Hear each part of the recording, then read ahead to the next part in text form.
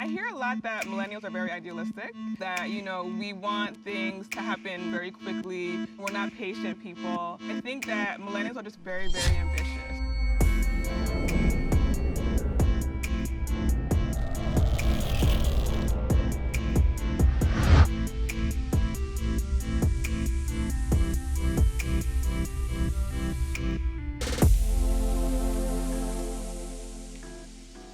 We're raised in this culture of startups and technology and seeing small companies turn into unicorns. We want that.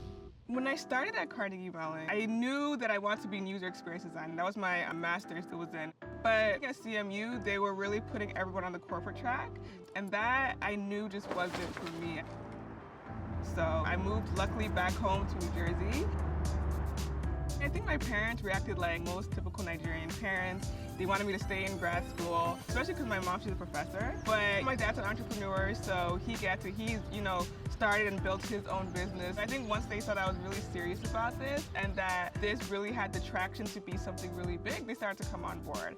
Being African, being Nigerian, our parents instilled in us becoming engineers and doctors and lawyers, which are great professions, but a lot of millennials are more interested in doing their own things, whether it be starting their own business, becoming consultants, just doing things on their own, setting their own hours. Zuvaa is an African fashion marketplace. So right now we have over 80 vendors in the marketplace from all over the world. They make beautiful African-inspired garments out of textiles that are sourced from Africa or are inspired by their culture. So I started Googling words in African languages. I eventually came up with Zuvaa from the Shona language of Zimbabwe, and it means sunshine. It just truly represented what I wanted to build. And that was a brand that represented positivity and pride and beauty and just letting your inner light shine through African prints and fashion. Atlanta's actually our biggest market, whether it be our events or online. Most of our customers come from Atlanta, and I just see so much potential in the growing Atlanta tech scene, so I knew it would be the perfect home for us. I quickly realized that in order for us to scale, we have to be 100% focused and dedicated to our community. And that's making sure that, they're happy with their orders, they're happy with the designs, we're forecasting trends, and making sure that we're building a brand that is all about inclusiveness.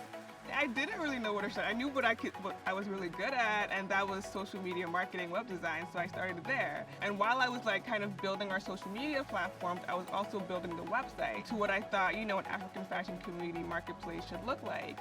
A lot of the vendors were coming to me because they saw how big the marketplace was growing online and they wanted to be a part of it. This year, we projected that we would do over $2 million in sales.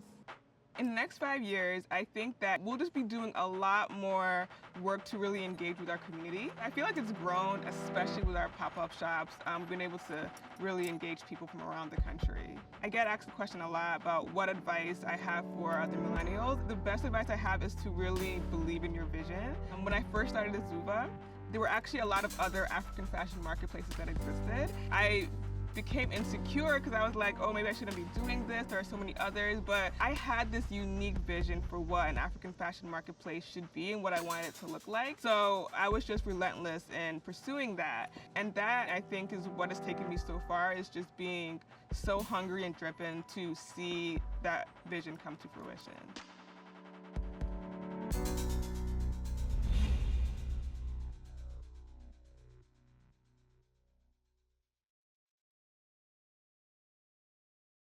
Hey, this is Tamala Man, and you're watching MadameNoire.